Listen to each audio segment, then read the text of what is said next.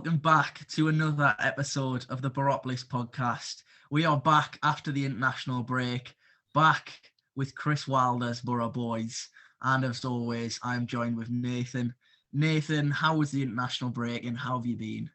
It just felt like the international break lasted forever, didn't it, really? It was incredible waiting for the Boro to be back. A new Boro as well under Chris Wilder.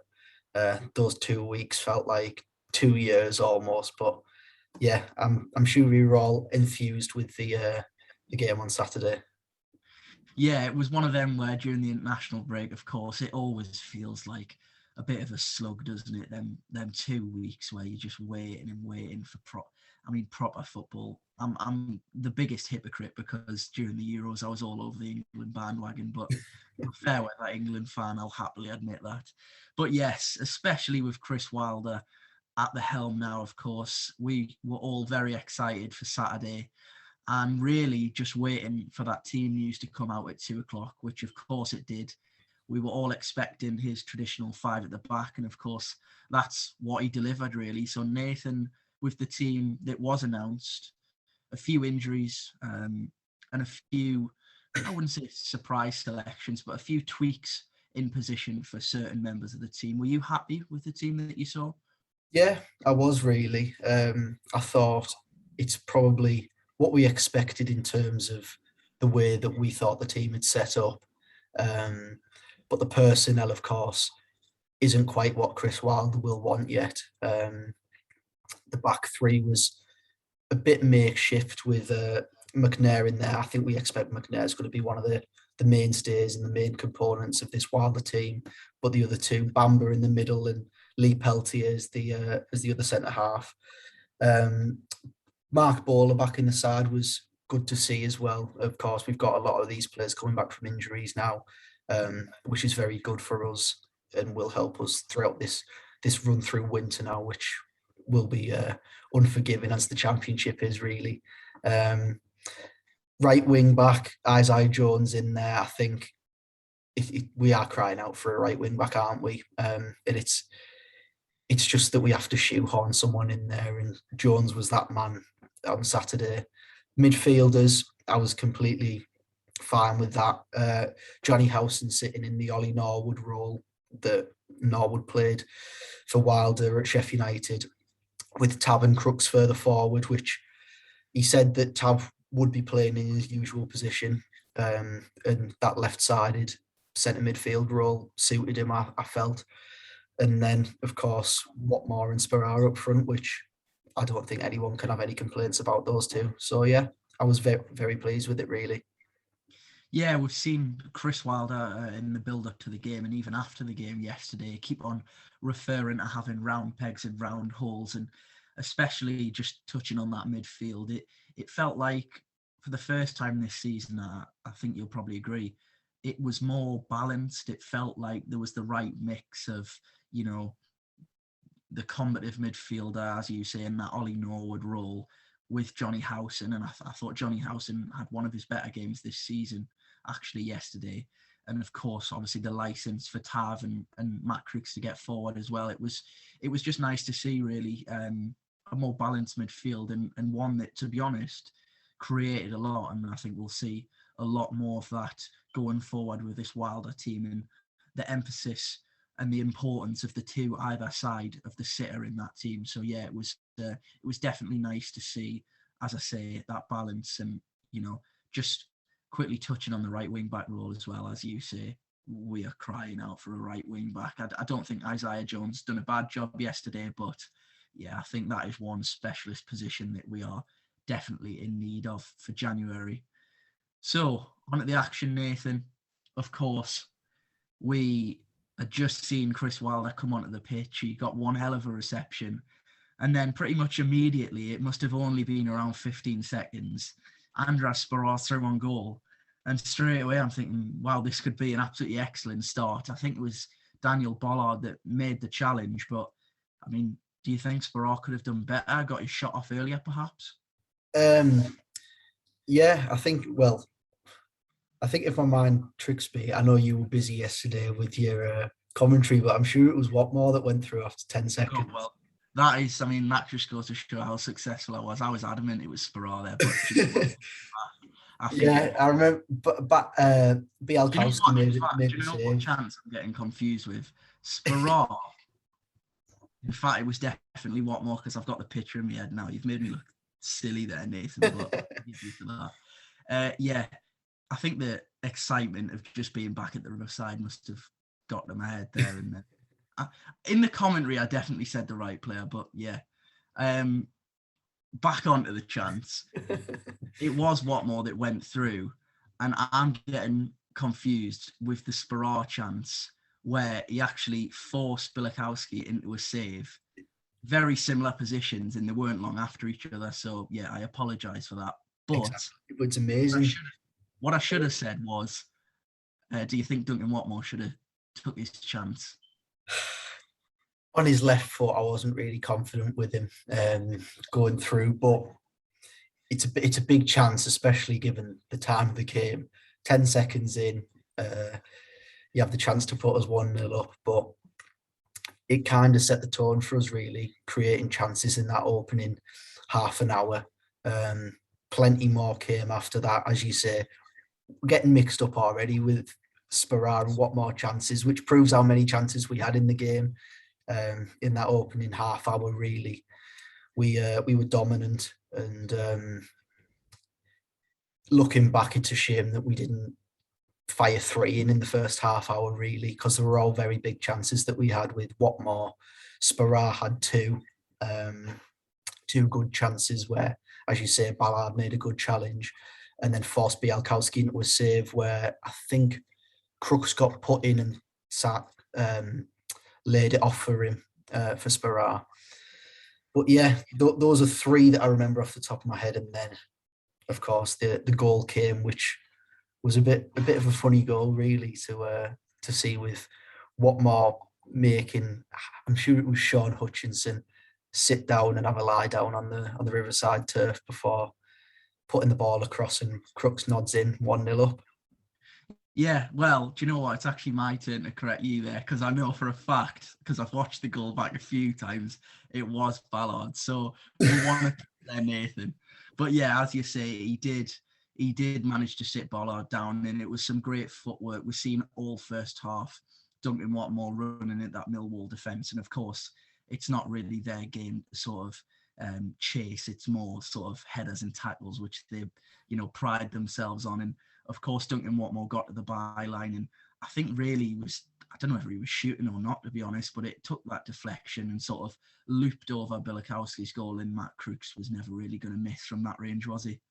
No, he had to finish. It was a good header as well, to finish at the near post, because there was a man there with him as well. And the corner flag felt the brunt of Matt Crooks as well. Yeah, it did. That was a difficult one, especially in commentary when I was trying to explain that, he'd put the corner flag back in, then it fell down again. And then I think there was just a random way. I don't know what everyone was waiting for, but Jake Cooper managed to eventually put the corner flag back in, and then obviously we got back underway. I was just laughing to myself there just before. I double checked the Middlesbrough Twitter. It was Watmore, you were right, because I was still slightly unsure, but yeah, you were right, Nathan. So moving on from obviously our opener, then the big talking points started coming, really, and it was a physical occasion all day. There was lots of, ones where there was an outcry from the Middlesbrough fans and a few from the Millwall fans that they weren't happy with the challenges that went missed from the referee. But of course, I'm going to ask you, firstly, is Duncan Watmore fouled in the build-up to the first goal, the equaliser for Millwall?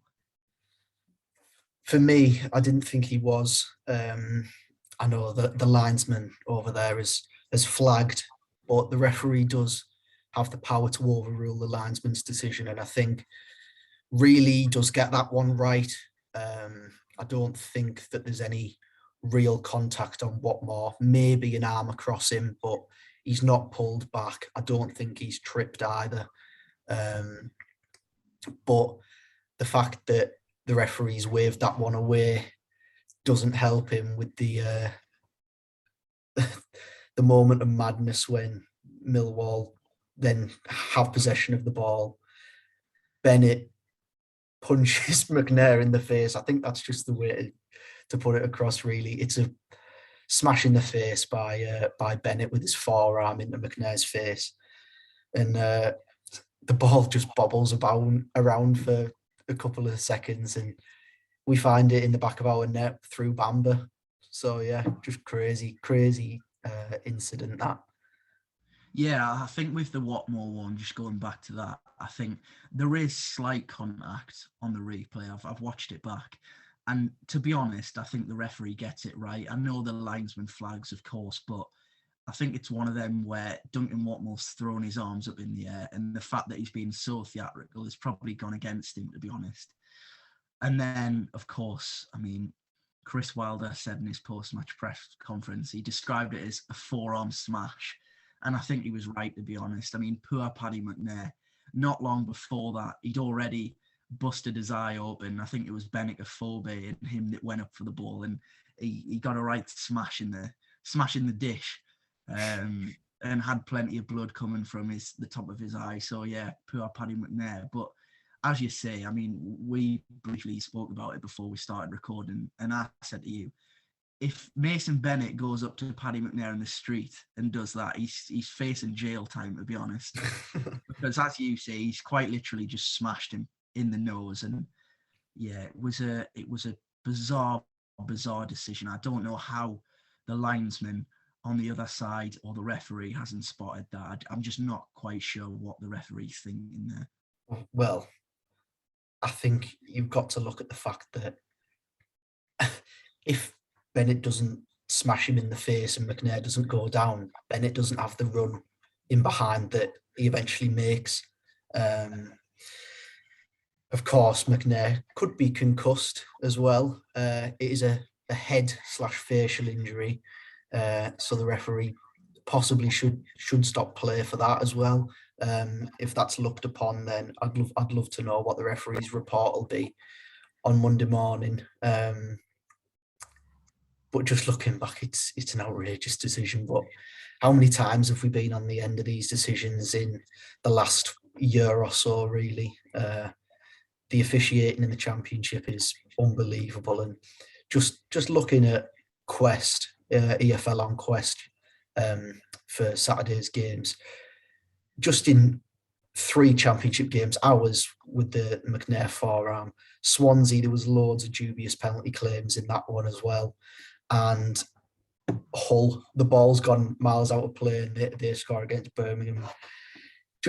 It's just crazy, the level of officiating in the Championship, and not just in the Championship, but all over football in the Premier League as well. And you think about the use of VAR. Could VAR come into the Championship? I don't know. I don't know if I'd want it in the Championship, but when decisions like that go against you, I think it sort of turns your head and think, well, maybe VAR could be good in the Championship for us. Yeah, I seem to remember testing your memory. I'm sure you will remember. There was a game not long after Jonathan Woodgate had been appointed. I'm tempted to say his second game. I think we played Brentford at home, and there was 2 decisions where Ashley Fletcher was through on goal. Yeah, scored, I remember. And they both got given offside. And I remember Woodgate saying, well, are our games less important? Is the Championship less important than the Premier League? Does it not matter?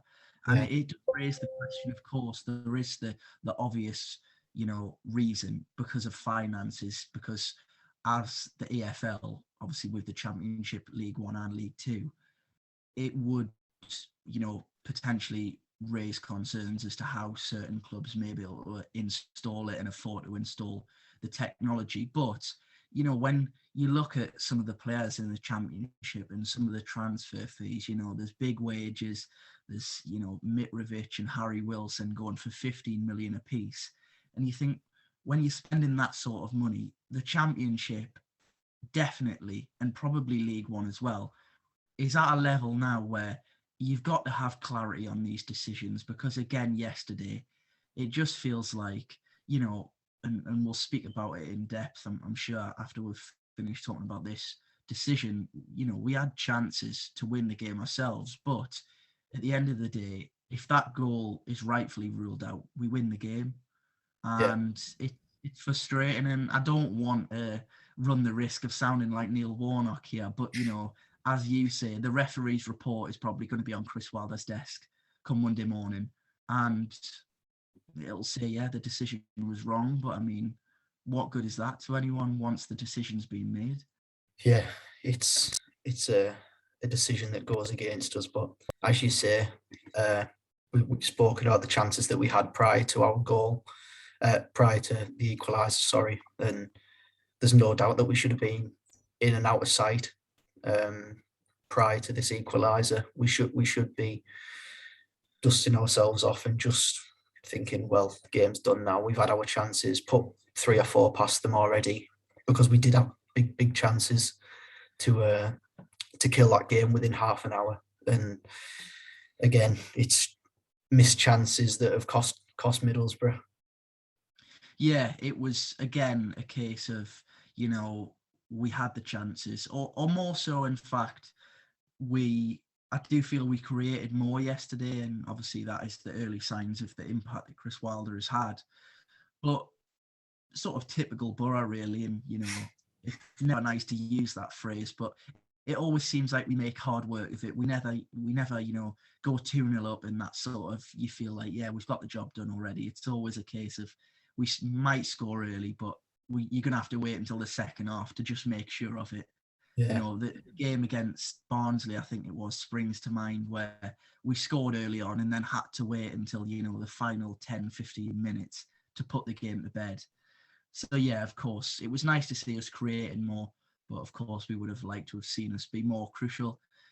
Just going into half-time, obviously, Andras Sparrow had been down a few times during the first half, and of course, he had pulled out of the Slovenia team during the international break, during the warm-up for their game against Cyprus.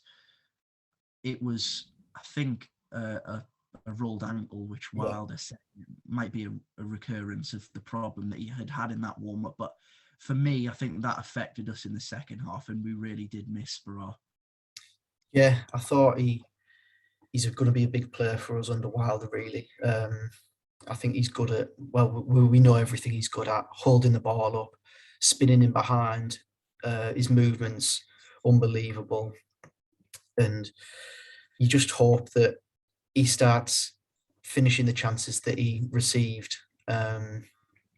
He had 2 yesterday in that first half that he could have put away.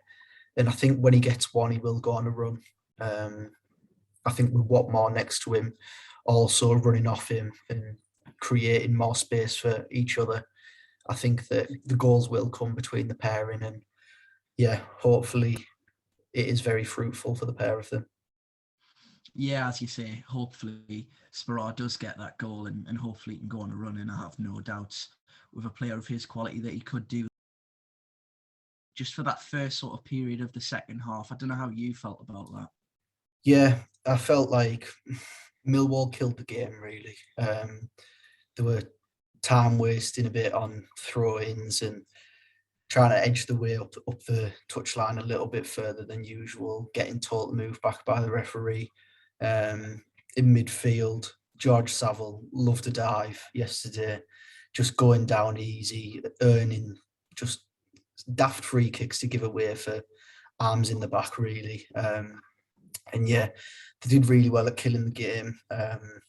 They took the sting out of everything, really. We didn't really look like creating anything in that opening half hour of the second half, really, until Hernandez came on, really. I thought that we were kind of just stagnating our way to the point, really. I think they'll have been thrilled with the point, if I'm honest, as well. But yeah, it was a boring second half compared to the plethora of chances that were had in the first half by Middlesbrough.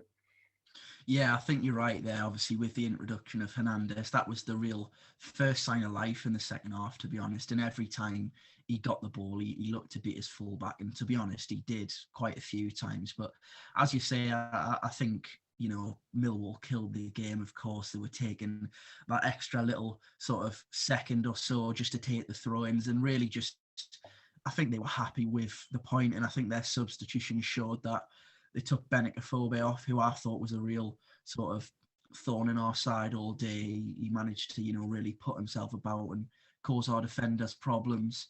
And they put a midfielder on. I think that was for, I can't remember if it was Mason Bennett or Afobe that come off for Keith Bell, and they just sort of beefed up that midfield and really just sat back and were ready to just, defend, and if they got a set piece, try and hit the big men and maybe even nick something. But that showed their intent, and it was nice to see the attacking substitution. Chris Wilder wasn't happy to just sit back and sort of accept a draw. He put Hernandez on. Nick Piers, who was introduced later on, and we didn't really create much until I think it was the 86th minute, if I'm right. It was around about 85, 86. I'm just remembering that Tav chance earlier on in the game as well, but Bielkowski pulled out an unbelievable save to pluck that one out the top corner. I can't remember when exactly that was.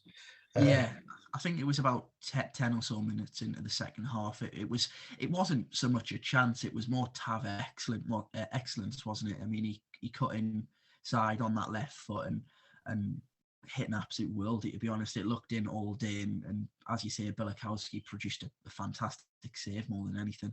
Yeah, he did really well to shift his feet over to that top corner, and it almost looked like the ball was just landing above his head, really. He'd done so well to get across to it and pulled out a very good save, because it looked goal-bound every day of the week. But yeah, just going back, as you say, until Hernandez came on, the game looked pretty much dead in that second half, really. Millwall didn't want to offer anything going forward, and we were very, very quiet as well until Hernandez came on and started to twist his full-back inside and out and looking to create some chances for us. And I think the only real one that stood out was when the ball dropped to Matt Crooks in that second half, where it looked like he could have hit a volley goal bound but skewed it into the south stand, which summed up that second half for me.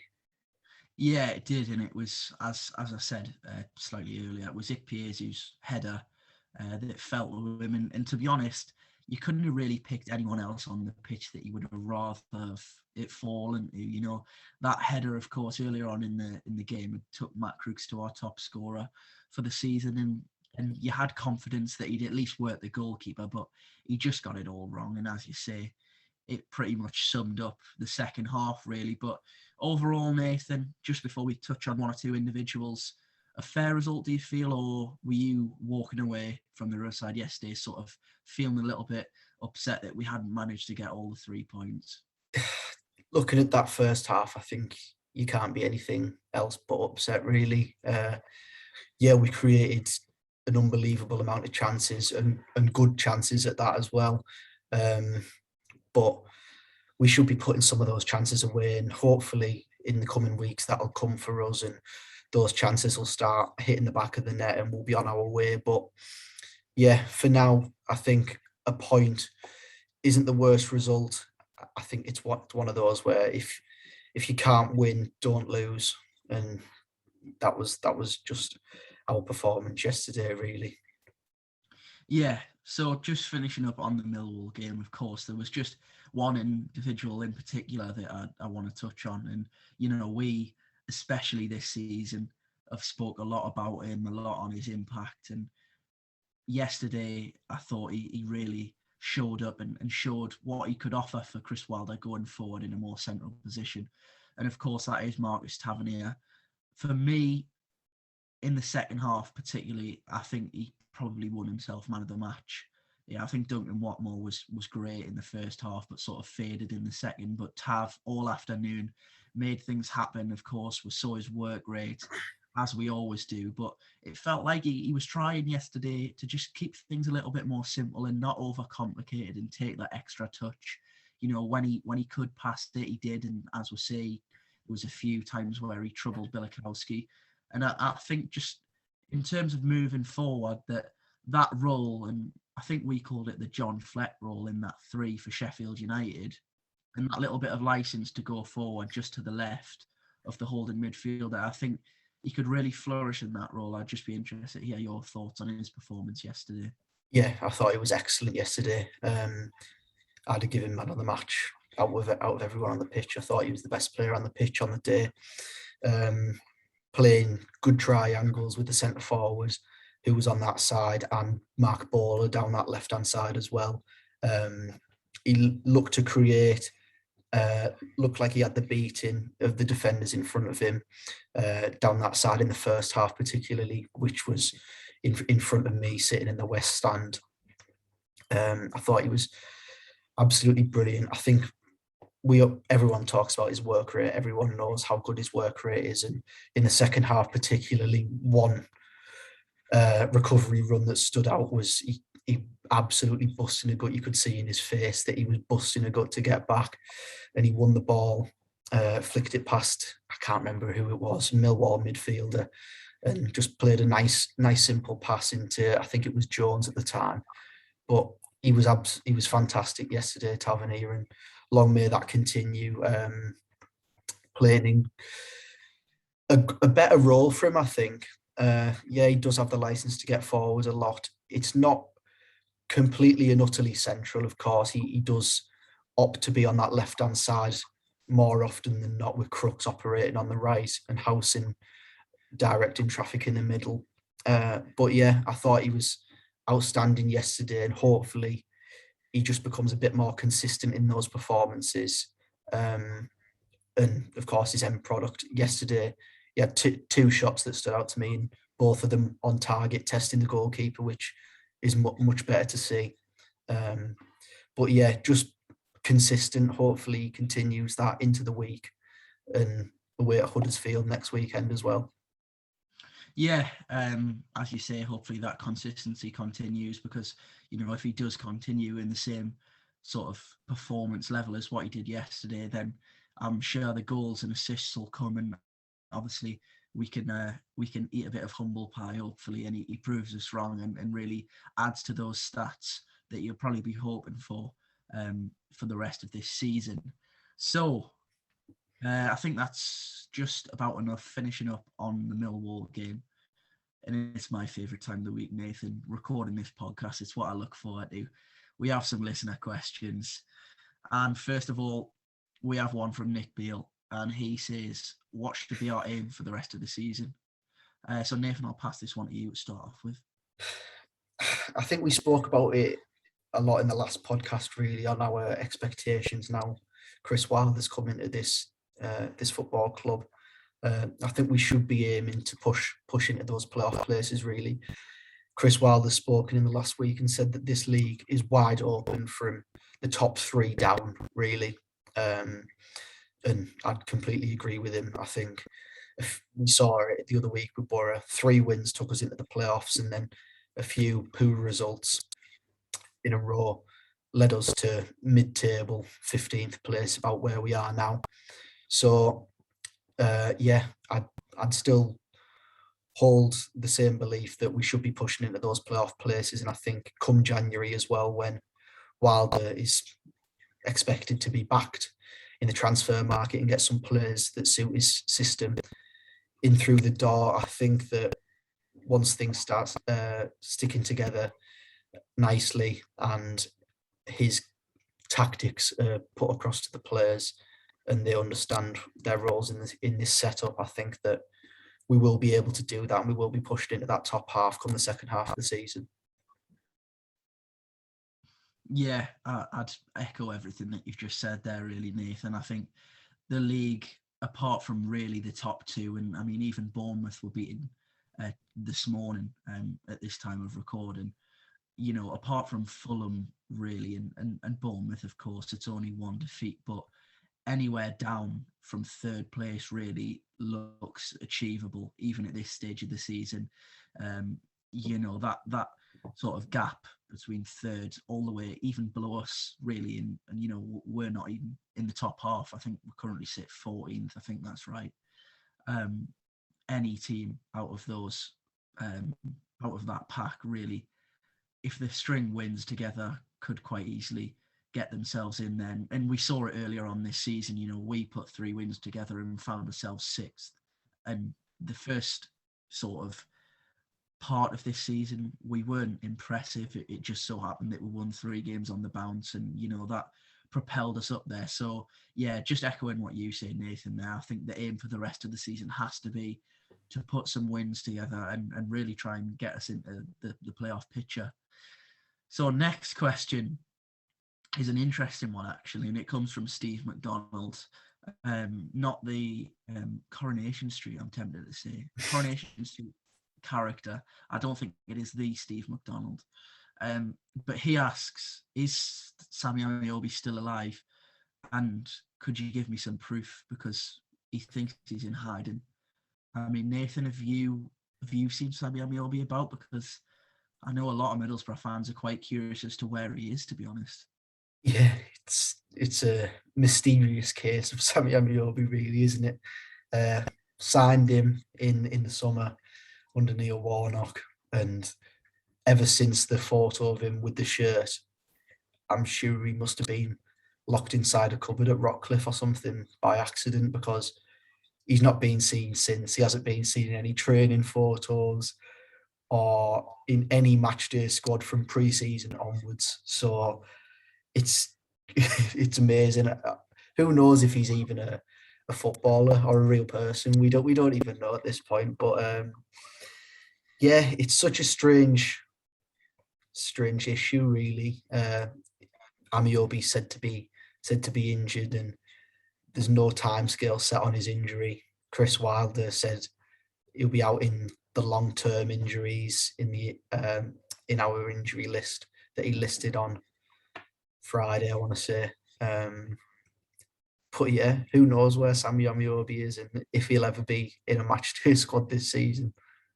Well, Nathan, this is a little bit of information that I'm sure a few Middlesbrough fans might be interested to know. Sammy Amiobi is alive. And the reason I know that is not because I have inside info. It's quite frankly, I have a mate at uni who is doing a degree, and I should really know this because he is my mate at uni, and I do live with him. But a sports sort of therapy, physiotherapy type course. Sorry, Jake is who I'm referring to, but yeah, I don't know the exact course. But a few Middlesbrough players come into the university a few weeks back. I'm tempted to say around a fortnight ago, to use some of the facilities in their recovery from injury. I know Marcus Brown was one of them, and Sammy Amiobi was there, and I had that confirmed. And this is a man that I trust. So, he is still alive. I know we haven't seen him on any official Middlesbrough accounts, but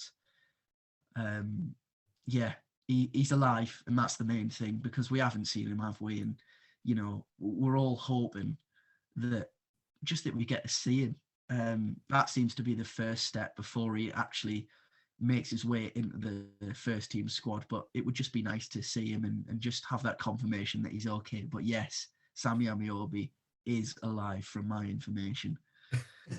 So that's very good news, Nathan. And I hope, Steve, that is some sort of proof. I know it isn't definite confirmation, but just trust me with that one. So, next question. Jamie MB. He's asking, and quite interestingly, after we've just praised him, is there still question marks over Marcus Tavernier in the final third? And Nathan, I think it's only right that I pass one to you, because you've had your say on this all the way throughout the season. Yeah, I'm just going to let you answer this one. Yeah, of course, we have questioned Tavernier's end product throughout the season, really. But as I said earlier about the game yesterday, Tavernier had 2 shots, both testing the goalkeeper. And at least he's testing the keeper and making him work. Hopefully, these chances start to fall for him, and one ends up in the back of the net, because I think it can only help his confidence, really. And I think if one comes, then we may start seeing him get the odd few, and more regularly as well, because I think I pulled out a stat at the start of the season that he only averages 1 goal in something like 10 games or something like that, which isn't ideal. And Tavernier will know that, and he'll be looking to improve on that. So hopefully that in this new role that he's in under Chris Wilder, hopefully that gives him the license to get forward and get more efforts on goal, and hopefully that end product does improve, because that's what we all want to see. Yeah. To be honest, I don't even feel like I need to comment on that, because you've summed it up so perfectly, Nathan. You got everything that I was already thinking about saying. So yeah, Jamie, I hope that answers your question, and we will move on to the next. So this comes from Joseph James. This is a bit of an interesting one, actually. Joseph asks, who has been our best manager post-Karanka? Now, for me, I think it's probably an easy one, but I'm going to say it has to be Neil Warnock, surely. Now, I'm not sure how the win percentages quite work out in terms of the managers after Aitor Karanka, but I'd be fairly confident to say that it would be Neil Warnock, and I could be completely wrong there because I haven't got the stats. But I think just in terms of the job that he did, of course, saving us from relegation following Jonathan Woodgate's tenure, and just stabilising us, really, I think he did a good job, and there was not really any hard feelings after he'd gone. So I'd probably have to say Neil Warnock. And of course, Nathan, it's your chance to have your opinion on this now. Yeah, I'd say exactly the same as you. Neil Warnock has got to be the best manager post Karanka, really. Not only did he save us from relegation into League One in a time which was incredibly difficult, with some of our players being out of contract, not signing waivers during the COVID-19 pandemic. He dragged the club through a season with no crowd, which is an achievement for every manager that did so, I believe. He helped to clear out a lot of the bad eggs, so to speak. I think Neil Warnock put it that way as well, that were in the dressing room that he first inherited.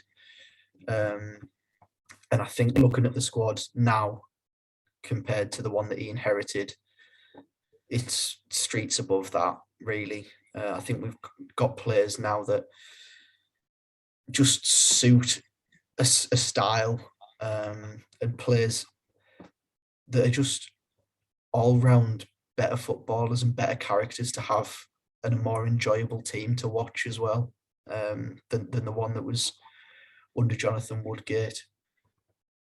Yeah, I think you summed it up nicely there, and definitely, even not just from a playing, ability point of view, from a character point of view, as you say, I feel like this group of players is, you couldn't really, and we don't want to speculate, of course, but Neil Warnock spoke of bad eggs, and I think all Middlesbrough fans could probably point fingers at certain names, and we won't do that, but this squad seems, fairly unproblematic, and they just get on with the business and sort of do the talking on the pitch, really. And as you say, it's important to have ability, but I think it's even more important to have good characters. And, the additions of Sol Bamba and people like Matt Crooks, we've seen him talking about his relationship with Martin Piero, and just the fact that there seems to be more of a harmony in the squad, and a squad really just ready to focus on what they do on the pitch and the results they produce. So,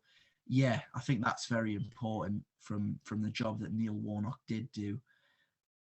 And just before we move on to the final question, you know what I'm actually going to do, Nathan? I'll give my list as well. But I just want you to rank from best to worst the Middlesbrough managers that have been in charge post Aitor Karanka. So, of course, that is Steve Agnew, Gary Monk, Tony Pulis, Jonathan Woodgate, and Neil Warnock. Of course, Neil Warnock is first for both of us. But how would you rank it from the other managers that I have named? So, yeah, I'd say number one, Neil Warnock, as we've just spoken about there, for the job he did on and off the pitch, really. Number two, I would say Tony Pulis, just because he did stabilise the club. However, he did get rid of Bamford, Traore and Gibson in one summer, which is just heartbreaking. Then the last two, you can give or take, but Last three. Yeah. Wood, Agnew. Oh, we're counting Agnew, are we? Yeah, we're counting Agnew. Yeah. Right. Well, in that case, I would go Woodgate, because I feel like he was stitched up, really, being given the job when he did, when everyone knew that we were going to be cutting back on spending and getting rid of a lot of players as well. I thought he was dealt quite a poor hand, really. And even though we were dire, I kind of sympathise with it. Then Gary Monk, just because the style of football changed week to week. He spent, well, not he, because the club were the ones that did it, but the club backed him massively and it just didn't work. And he signed a 3-year contract and was gone by Christmas of the first season, which just sums it up, really. And then Steve Agnew, just because we were dead and buried at the time. I think everyone's heard about Downing's podcast saying how the harmony of the dressing room was all over the place. There was two groups of that dressing room, really. There was the pro-Carranca Spanish lads and a few other lads that were his loyalists, which I'm sure you'll have seen them all follow him to Birmingham when he went there. And then the rest of the squad, really. And I think Agnew had absolutely no chance with that squad at the time. Especially when Brad Guzan got nutmegged 3 times in the same game against Chelsea away. But yeah, that would be my list. I don't know about yours, Chris, but yeah, go on then. Yeah, do you know what? I think, in fairness, I'd probably go the same. Obviously Warnock, then Pulis, then Woodgate. Do you know what? Are you debating Woodgate and Monk? Yeah. Yeah, I was similar. Because I think there is, I mean, certain sections of the Middlesbrough fan base, there is still a debate that Gary Monk should have been given more time. And, you know, it's easy in hindsight now. We know the issues that he had, you know, bringing in players. Well, not really issues, actually, more the sort of issues that he caused the club himself with, you know, different agents' fees and overpaying for certain players. It all was a little bit sketchy. But in terms of just, it's a difficult one. It shouldn't be, because, you know, after you get past Pulis, really, it was all pretty dire. And, you know, there were certain points of Pulis's era that I think were just as dire, really. But, yeah, do you know what? In fact, I think I'm going to agree with you. I think, as you say, we were dead and buried under Agnew already. But, I mean, he never even looked like the man that was going to keep us up. And of course, there's that famous clip on BT from Steve Gibson that we are going with Steve Agnew. And yeah, from that moment on, after that interview, I never felt confident we were going to stay up. So yeah, I'd agree with you, Nathan, there, and stick with that list. So after one difficult question to another, this wasn't actually a question that we were sent. It was actually a comment that we were sent not so long after last week's, or should I say the podcast before the international break was released. And it was from Leon Peacock. And if you did listen to the last podcast, of course, we spoke about Chris Wilder and Neil Warnock and all the important topics. But we also went in depth into the best Palmo in Middlesbrough. Leon contributed and said Central Park and Redcar for a Palmo is the place to go. But controversially, Nathan, he said that with the Palmo, it must go with peppercorn sauce. Now, I mean, I want to hear your thoughts on this, because I know I've got my own. Now, personally, that's just a complete blunder from Leon, really. I think if you're having a parm or if you're having any sauce with it, it's got to be garlic sauce. No messing about. And none of this southern garlic sauce either. We need proper northern garlic sauce, because I know, being down here in Lincoln, that the garlic sauce is just ropey compared to the one up north. It's streets behind the northern garlic sauce. So that's my say on that. Do you want to just distinguish what is the problem with the garlic sauce that they are producing in Lincoln? What is the consistency wrong, or is it what is the issue, Nathan? It's just not garlicky and strong enough. I don't know how to describe it. It's just wrong. just wrong. Okay, I like that. You obviously feel passionately about it. On the peppercorn sauce comment from Leon, I think, again, and I feel like I've agreed with you a lot in this podcast. And do you know what? That goes to show that you must have good opinions if we both agree, Nathan. I'm sure some will probably completely disagree with both of us. But yeah, peppercorn sauce is debatable. For me, it has to be garlic as well. But do you know what? I haven't been to Central Park in Redcar. I'm not sure if you have, Nathan. But do you know what? Just for Leon, as a bit of thanks for listening to the podcast and engaging with us, one time we will pencil in the date and we will go and try Parmo. And it'll probably be a small pot because I don't want to ruin the full thing. But we'll give the peppercorn sauce a go just for you, Leon. It'll be an interesting one for sure because, yeah, immediately I was not fully on board with the idea, should I say.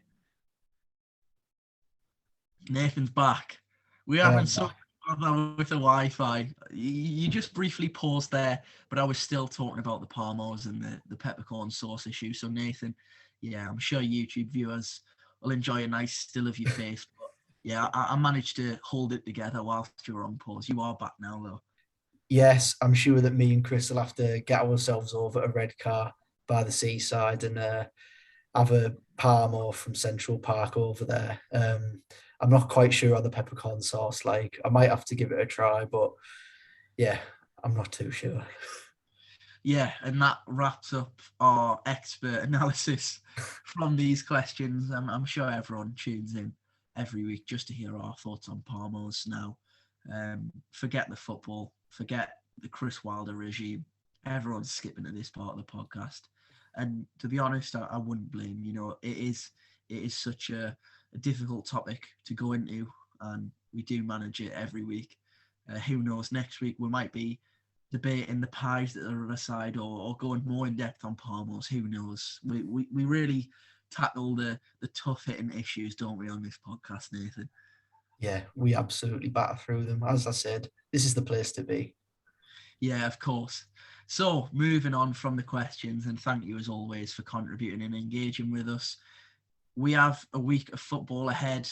No more international breaks all of a sudden. We've really got a lot of games coming up thick and fast.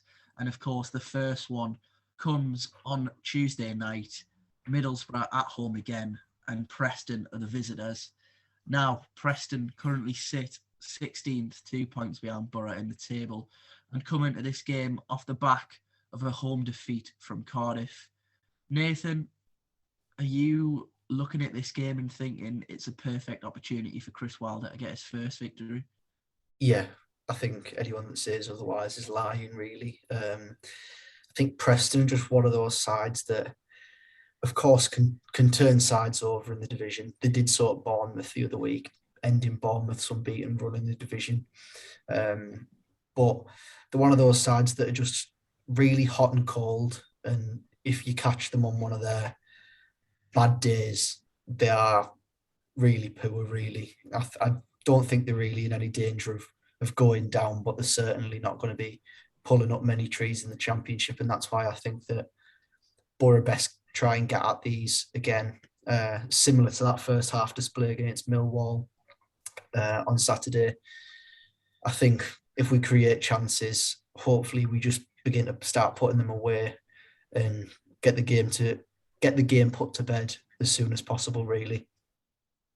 Yeah, of course, Preston, like a lot of teams in the Championship have moved to this season, especially that I've noticed.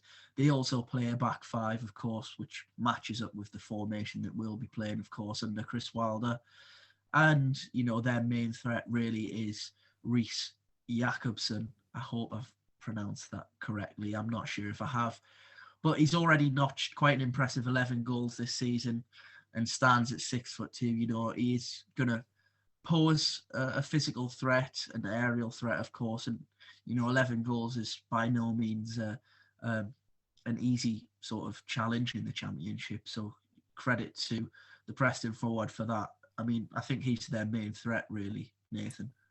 Yeah, he probably is. You're right, as you say. 11 goals so far this season is a very good return, and it batters any return given by a Boro player so far this season as well. But yeah, I think he's the man to watch at the minute for Preston North End, and I'm sure that Sol Bamber will have a task on his hands tussling with Emil Rees up front. Yeah, so moving on to the next game, obviously our first away game since the return of Championship football. It's the trip to Huddersfield. We already know that it'll be a sold-out away end. Plenty of Boro fans, plenty of incredible, verses of the Isaiah Jones chant, and hopefully Martin Piero's back by then. So, of course, the Martin Piero chanting be pulled out. But Huddersfield's doing a lot better this season, and they currently sit in 7th place, just outside of the playoffs. Who knows, by the time that we do face them, they may even have snuck into the playoffs. But this weekend, they beat West Brom, which again is an impressive victory from their point. It was a 1-0 victory. And they also play a 5 at the back formation like Preston and like many other teams. I think Huddersfield will be more of a difficult test, especially from the Huddersfield sides of sort of previous years. Yeah, I completely agree with you. And this season, they've massively surprised me. I did a Championship prediction prior to the season, and they were in my bottom 3 to go down, which it looks at the minute that I've got incredibly wrong, because they've proved a lot of doubters wrong so far this season, including myself. Playing in a 3 at the back, of course, with wing backs similar to us and a lot of sides in the division this season. But yeah, Carlos Corberan has got them playing some really good football, and their home form is really good as well, which doesn't bode too well for us travelling to the John Smith Stadium next Saturday. But hopefully that sold out away end in the corner of the John Smith Stadium roars us on to hopefully a Boro win. Yeah, hopefully you are right. Of course, just briefly finishing up and touching on Huddersfield and the players to watch. Their top scorer is Danny Ward, the ex-Cardiff striker. He currently sits on 4, which of course puts him level with Matt Crooks. Not quite as an impressive return as Jakobsen of Preston, but he is their top scorer, and also a player to watch. I believe Huddersfield picked him out from non-league in the summer. Sobra Thomas again. Yeah, Sobra Thomas. Yeah. One player of the month. I should have said there earlier this season. And a winger that is going to look to get fullbacks. He tends to play off the right. So whether it's Mark Bowler, I'm sure I'll be looking to get at him directly and cause him problems. Yeah, and Thomas's player of the month in August earned him a first call up to Wales, which is one of the standout stories of the season so far, really, coming from non-league at Bournemouth, signing for Huddersfield in January, I think it was. Not really getting a look in that last season, but this season he's certainly made a big name for himself in the Championship, and hopefully we keep him quiet on Saturday. Yeah, fingers crossed, Nathan. Unless there's anything else that you want to talk about, I'm quite happy to wrap that up. We've had our difficulties tonight as recording. I'm sure you you'll see the stills of Nathan. Whether they are flattering or not, we're yet to see when we watch this back. But yeah, hopefully you've enjoyed it, whether you've been watching on YouTube or listening on any of the audio platforms. Nathan, is there anything to add? Just apologies for my my uni Wi-Fi. At the end of the day, it is uni accommodation. You just gotta sort of bear with us. Unfortunately, it is not the best, and I'm as unhappy as other listeners will be if there's any breaks in my speech. Yeah, well, again, just bear with us. As Nathan says, we are students, as we always say. So, hopefully the Wi-Fi in Nathan's accommodation and my accommodation is back up to 100% fitness for next week. And yeah, can put a good performance out for the next podcast. So as always, thank you for listening and watching. And of course, as I've mentioned in the previous 2 podcasts, we're approaching that 100 subscribers.